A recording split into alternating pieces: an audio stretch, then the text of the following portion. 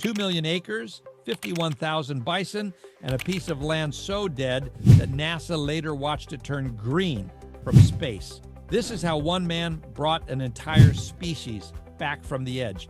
In the late 80s, Ted Turner stood on a windswept Montana hillside and looked out at 113,000 acres of ruin. Decades of overgrazing had stripped it bare. You could walk for miles without finding a single blade of native grass. It wasn't a ranch, it was a moonscape.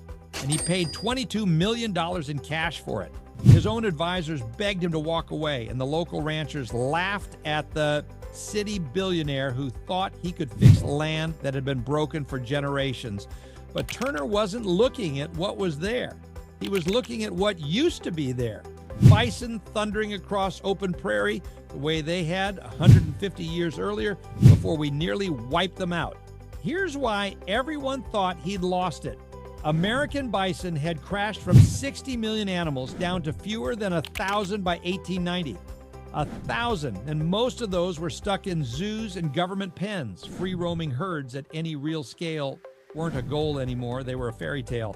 But Turner had two things almost nobody else did: bottomless pockets and a stubborn streak a mile wide. Over the next 3 decades, he sank more than $2 billion into struggling cattle ranches across the West, stitching them into one mosaic of more than 2 million acres. This was never a real estate play. It was a resurrection, and he was bankrolling all of it himself. The ranch hands still tell the story of the first release on the Flying D. These bison had spent their whole lives in cramped government corrals. Their ancestors had run wild, but they never had. The gates swung open and nothing happened. The animals just stood there, confused. Then one old bull stepped forward, lifted that huge head, and pulled the Montana air into his lungs. Something woke up in him. He took off. And within seconds, the whole herd was tearing across the prairie, hooves pounding the ground like thunder you could feel from a mile away. Grown cowboys who'd worked cattle their whole lives stood there, wiping their eyes. That was the moment Turner knew it was going to work. And then the bison did something nobody scripted. They started healing the land underneath them. Cattle hammer the same patch over and over until it's bare. Bison don't work that way. They keep moving, following instincts wired in long before we showed up. Their hooves break up the packed soil. Their wallowing opens little pockets where plants and insects move back in, and their grazing actually pushes the grass to come back thicker. The turnaround was dramatic enough that satellites caught it from space. Ground that read brown and dead in 1990, slowly going green on the imagery. Inside a decade, grassland that hadn't existed in over a century was visible from orbit. The bison weren't just living on the land, they were rebuilding it. Bringing back the grass was just the opening act. As the prairie recovered, the animals followed on their own. Prairie dogs popping up out of burrows that had sat empty for years, native birds nesting again. But Turner wasn't going to sit back and wait on nature. He went after the species hanging by a thread, starting with the Mexican gray wolf. When the captive program got going, the entire subspecies came down to 7 founding animals. 7. On the latter ranch in New Mexico, his team figured out something nobody had cracked before: how to breed them and keep the line alive. Today, there are around 186 of these wolves back in the wild, and Turner's ranches are a big part of why that number isn't 0. The wolves were hard, the tortoise looked impossible. The Bolson tortoise is a living relic. It can push past 100 years old and tip 100 pounds, and it's the rarest tortoise in North America. By the early 80s, the wild population had slid into the low thousands and kept dropping, and the animal fights you every step. It takes 15 to 20 years just to reach breeding age, and the females only lay eggs every few seasons. Plenty of experts figured the clock had already run out. Turner's people didn't buy it. The breeding work on his New Mexico ranches turned out more than 840 hatchlings, a species that outlasted the Ice Age, pulled back from the brink inside one man's lifetime. Watching one drag itself across the desert is like watching 10,000 years go by. This is where Turner's head worked differently from every other rich guy with a cause. He knew that if any of this was going to outlive him, it couldn't run on charity. It had to pay for itself. So he built Ted's Montana Grill, a chain serving bison raised on his own ranches.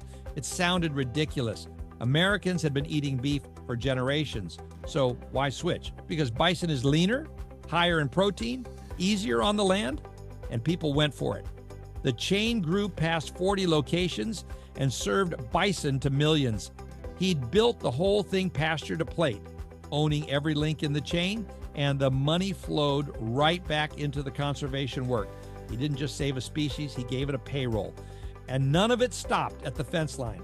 Turner's operations turned into a real economic engine across the rural West, pulling in well over $100 million a year and putting hundreds of people to work in towns that had been quietly fading out. Ranch hands, wildlife biologists, hunting guides, restaurant crews. Suddenly, there were good jobs in places that had run dry. Local feed dealers, fuel suppliers, vets, and equipment sellers had steady customers again.